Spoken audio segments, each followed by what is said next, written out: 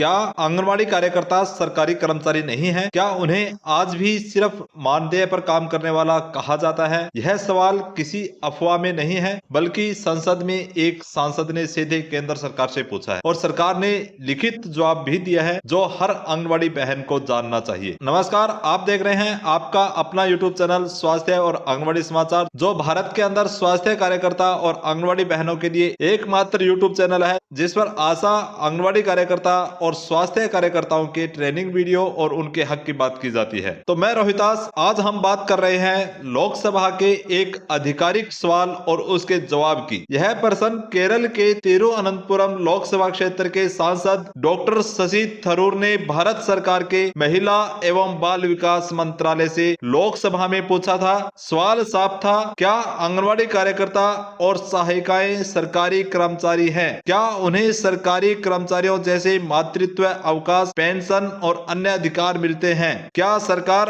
उन्हें नियमित करने पर विचार कर रही है? तो इन सवालों का जवाब केंद्र सरकार की राज्य मंत्री श्रीमती सावित्री ठाकुर ने संसद में लिखित रूप में दिया है। तो आज इस वीडियो में हम उसी सरकारी जवाब को स्क्रीन पर दिखाते हुए एक एक बात आसान भाषा में समझेंगे। वीडियो अंत तक जरूर देखिए, क्योंकि आखिर में साफ बताऊंगा सरकार ने हाँ कहा है या नहीं। तो अभी आप यहाँ पर स्क्रीन पर देख पा रहे हैं, ये भारत सरकार महिला एवं बाल विकास मंत्रालय लोकसभा के अतारांकित प्रश्न संख्या 1054 आंगनवाड़ी कार्यकर्ताओं और सहायिकाओं को लाभ। डॉक्टर शशि थरूर जो तिरुवनंतपुरम के सांसद हैं और लोकसभा में आंगनवाड़ी कार्यकर्ता और सहायिकाओं के हक के लिए उन्होंने प्रश्न किए थे और उन प्रश्नों का जवाब सरकार ने क्या दिया था, अभी आप आगे देखेंगे। तो यहाँ पर आप देख पा रहे हैं, क्या महिला और बाल विकास मंत्री यह बताने की कृपा करेंगे? महिला एवं बाल विकास मंत्री से यहाँ पर स्पष्ट प्रश्न किया था। मैंने आपको बताया है 3 प्रश्न किए हैं, तो तीनों प्रश्न यहाँ पर क्या है? पहला प्रश्न है, क्या आंगनवाड़ी कार्यकर्ताओं और आंगनवाड़ी सहायिकाओं को आधिकारिक तौर पर स्वयं सेवक के रूप में वर्गीकृत किया गया है, जिन्हें मानदेय मिलता है, और यदि हाँ तो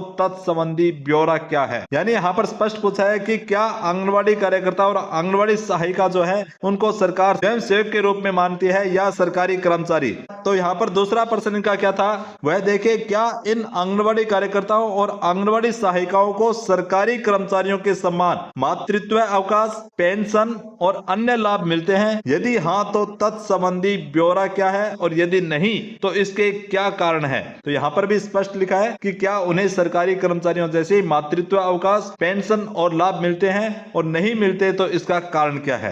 अब आगे आपको पॉइंट टू पॉइंट इनके जवाब भी सरकार ने क्या दिए हैं वो भी बताऊंगा। तो यहाँ पर सरकार की मंशा क्या है आपको पता चलेगी कि यहाँ पर आंगनवाड़ी कार्यकर्ता और आंगनवाड़ी सहायिकाओं के लिए सरकार क्या सोच रही है। तो यहाँ पर जो तीसरा प्रश्न किया गया है वो भी बहुत ही महत्वपूर्ण है। तो यहाँ पर पूछा गया है कि क्या सरकार आंगनवाड़ी कार्यकर्ताओं और आंगनवाड़ी सहायिकाओं को सरकारी कर्मचारी मानने की योजना पर विचार कर रही है, और यदि हाँ तो सरकार द्वारा इस संबंध में क्या कदम उठाए गए, और यदि नहीं तो इसके कारण क्या है। तो 3 प्रश्न पूछे गए कि क्या आंगनवाड़ी कार्यकर्ता और सहायिका स्वयं सेवक के रूप में वर्गीकृत है, क्या आंगनवाड़ी कार्यकर्ता और सहायिकाओं को सरकारी कर्मचारी के समान सभी लाभ दिए जाते हैं, और क्या सरकार आंगनवाड़ी कार्यकर्ता और आंगनवाड़ी सहायिकाओं को सरकारी कर्मचारी मानने की योजना पर विचार कर रही है। यदि हाँ तो सरकार के द्वारा इसके संबंध में क्या कदम उठाए गए, और नहीं तो इसका कारण क्या है। तो अभी आपको बताऊंगा सरकार का उत्तर महिला एवं बाल विकास राज्य मंत्री श्रीमती सावित्री ठाकुर के द्वारा क्या जवाब दिया गया है। आगे जवाब देखने से पहले आपसे निवेदन है, यदि आप मेरे चैनल पर पहली बार है, अभी तक आपने चैनल को सब्सक्राइब नहीं कर रखा है, तो पहले चैनल को सब्सक्राइब कर ले। और आपको यदि यह लगता है कि आपको मैं सटीक जानकारी, सही जानकारी दे रहा हूं, आपके हक की बात इस चैनल पर कर रहा हूं, तो अभी इस वीडियो को लाइक कर दे और अपने साथियों के व्हाट्सएप ग्रुप में इस वीडियो को शेयर जरूर करेंगे। तो चलो देखते हैं श्रीमती सावित्री ठाकुर महिला एवं बाल विकास राज्य मंत्री जो है उनके द्वारा इन तीनों प्रश्नों का यहाँ पर क्या जवाब दिया गया है। तो यहाँ पर आप देखेंगे कैसे गए, कै, खे और गए, इन तीनों प्रश्नों का जवाब यहाँ पर क्या है। आंगनवाड़ी कार्यकर्तियां और आंगनवाड़ी सहायिकाएं स्थानीय समुदाय के मानद कार्यकर्त्री होते हैं। अब ये मानद कार्यकर्त्री क्या होता है पहले इसको समझेंगे। तो यहाँ पर जो मानद कार्यकर्त्री लिखा हुआ है, मानद कार्यकर्ता वह व्यक्ति होता है जो समाज या सरकार के किसी कार्यक्रम में सेवा भाव से काम करता है, जिसे सरकारी कर्मचारी का दर्जा नहीं दिया जाता और जिसे काम के बदले मानदेय दिया जाता है, वेतन नहीं दिया जाता तो वो मानद कार्यकर्त्री होते हैं। तो इससे यहाँ पर स्पष्ट हो गया है कि आंगनबाड़ी कार्यकर्ता और आंगनबाड़ी सहायिका को सरकार ने स्पष्ट कहा है कि यह सेवा भाव से काम करने वाले एक कर्मचारी है और उसे नियमित सरकारी कर्मचारी का दर्जा नहीं दिया जा सकता। ये मानदेय पर कार्य करने वाले एक कार्मिक होते हैं। तो आगे देखिए, जो स्थानीय समुदाय की मदद के लिए बाल देखरेख और विकास के क्षेत्र में अपनी सेवाएं देने के लिए स्वेच्छा से आगे आती है और की गई सेवाओं के लिए उन्हें मानदेय का भुगतान किया जाता है। तो आपको वेतन नहीं दिया जाता, यहाँ पर मानदेय दिया जाता है जो आपके कार्य के बदले आपको दिया जाता है, जिसमें समय समय पर वृद्धि की जाती है। भारत सरकार ने दिनांक 1 अक्टूबर 2018 से केंद्र और राज्यों संघ राज्य क्षेत्रों के बीच निर्धारित लागत साझाकरण अनुपात के अनुसार, तो यहाँ पर एक शब्द लिखा है निर्धारित लागत साझाकरण। निर्धारित लागत साझाकरण का मतलब है कि एक समान अनुपात में कुछ अंश केंद्र सरकार का होता है, कुछ इसके अंदर राज्यों और संघ राज्य क्षेत्रों का होता है। तो वो अनुपात के अनुसार आंगनबाड़ी केंद्रों में आंगनबाड़ी कार्यकर्तियों को मानदेय 3000 से बढ़ाकर 4500 रुपए प्रति माह कर दिया गया है। लघु आंगनबाड़ी केंद्रों में आंगनबाड़ी कार्यकर्तियों का मानदेय 2250 रुपए से बढ़ा करके 3500 रुपए प्रति माह कर दिया है और आंगनबाड़ी सहायिकाओं का जो मानदेय है वो 1500 से बढ़ा करके 2250 रुपए प्रति माह कर दिया गया है, जो केंद्र का अंश है उसको यहाँ पर बताया गया है। इसके अलावा जो आंगनबाड़ी कार्यकर्ता है उनको 500 रुपए और आंगनबाड़ी सहायिकाओं को 250 रुपए प्रति माह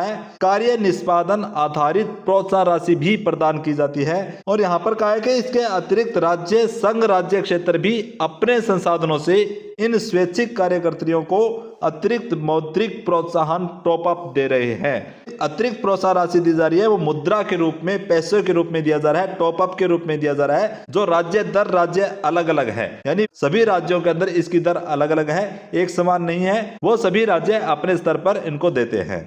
और इसके अलावा यहाँ पर इन्होंने बताया है कि मिशन साक्ष्य आंगनबाड़ी और पोषण 2.0 के तहत आंगनबाड़ी कार्यकर्ताओं को कुशल निगरानी और सेवा प्रदाय के लिए स्मार्टफोन उपलब्ध कराकर तकनीकी रूप से समर्थ बनाया गया है। पोषण ट्रैकर एक मोबाइल फोन एप्लीकेशन है जिसमें आंगनबाड़ी कार्यकर्तियों के द्वारा उपयोग किए जाने वाले भौतिक रजिस्टरों का डिजिटलीकरण किया गया है। इससे उनके काम की गुणवत्ता में सुधार होता है और साथ ही वे आंगनबाड़ी केंद्रों में चल रहे सभी कार्यकलापों की तत्समय रियल टाइम निगरानी करने में समर्थ होती है। वीडियो के अंदर बने रहेंगे, आपको एक एक पॉइंट बताऊंगा और लास्ट के अंदर इसका पूरा सार निकाल करके भी बताऊंगा कि आंगनबाड़ी कार्यकर्ता, सहायिका, सेविका, आशा को लेकर के सरकार की क्या मंशा है। आपको वीडियो के अंत में पूरी जानकारी मिलेगी, तो आप वीडियो के अंदर बने रहेंगे, एक एक पॉइंट को ध्यान से समझेंगे, तभी आप समझ पाओगे कि सरकार की मंशा आपके प्रति किस प्रकार से है।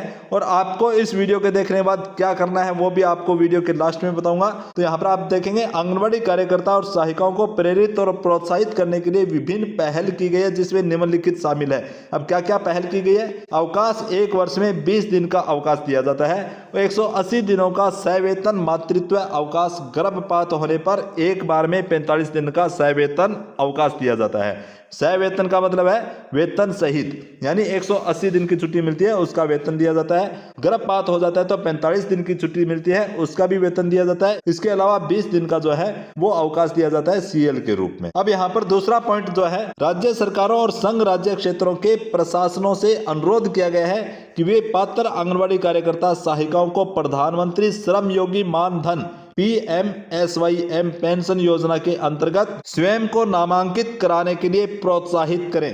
यानी सभी राज्य सरकार का ये दायित्व बनता है कि इनको PMSYM प्रधानमंत्री श्रम योगी मानधन योजना से जोड़ें। और यह योजना वृद्धावस्था सुरक्षा सुनिश्चित करने के लिए देश में असंगठित क्षेत्रों हेतु एक स्वैच्छिक और अंशदायी पेंशन योजना होती है। अब पदोन्नति क्या है? मिशन सक्षम आंगनबाड़ी और पोषण 2.0 के तहत आंगनबाड़ी कार्यकर्ताओं के लिए पदोन्नति के अवसर बढ़ाए गए हैं। आंगनबाड़ी कार्यकर्ताओं को 50% पद, यहाँ पर आप देखें 50% पद जो है 5 वर्ष का अनुभव रखने वाली आंगनबाड़ी सेविकाओं के द्वारा भरे जाने हैं, तथा पर्यवेक्षकों के 50% पद जो है वो 5 वर्ष का अनुभव रखने वाली आंगनबाड़ी कार्यकर्ताओं के पदोन्नति के द्वारा भरे जाने हैं। बस शर्तें, इसके अंदर शर्त है कि वे अन्य मानदंडों को पूरा करती हो। अब इसके अंदर और भी शर्तें हैं, उनको वो पूरा करती हो तो उनको पर्यवेक्षक के रूप में यहाँ पर लगा दिया जाता है। अब चौथे पॉइंट के अंदर देखेंगे, इसके अंदर क्या कहा गया है कि सामाजिक सुरक्षा बीमा योजना 18 से 50 वर्ष की आयु वर्ग की जो आंगनबाड़ी कार्यकर्ता है और सहायिका को प्रधानमंत्री जीवन ज्योति बीमा योजना PMJJBY के अंतर्गत 2 लाख रुपए का जीवन बीमा दिया जाता है। जीवन जोखिम किसी भी कारण से मृत्यु हो जाए, किसी भी कारण से, यहाँ पर स्पष्ट लिखा हुआ है उनकी जीवन जोखिम है कि किसी भी कारण से उनकी मृत्यु हो जाती है तो 2 लाख रुपए का यहाँ पर PMJJBY के अंतर्गत उनको लाभ मिलता है। इसके अलावा यहाँ पर क्या है, 18 से 59 वर्ष की जो आयु वर्ग की आंगनबाड़ी कार्यकर्ता और सहायिका है उनको प्रधानमंत्री सुरक्षा बीमा योजना के अंतर्गत 2 लाख रुपए का दुर्घटना, मृत्यु और स्थायी रूप से विकलांगता पर 1 लाख रुपए का आंशिक लेकिन स्थायी विकलांगता होनी चाहिए उनका दुर्घटना बीमा प्रदान किया जाता है। अब इसके अलावा 5वां पॉइंट यहाँ पर देखें, 5वें पॉइंट के अंदर क्या कहा गया है कि सेवानिवृत्ति तिथि। अब यहाँ पर सेवानिवृत्ति तिथि क्या रहती है, राज्यों और संघ राज्य क्षेत्रों से अनुरोध किया गया है, केंद्र सरकार ने बताया है कि वे उचित मानव संसाधन नियोजन सुनिश्चित करने के लिए आंगनबाड़ी कार्यकर्ताओं और सहायिकाओं के संबंध में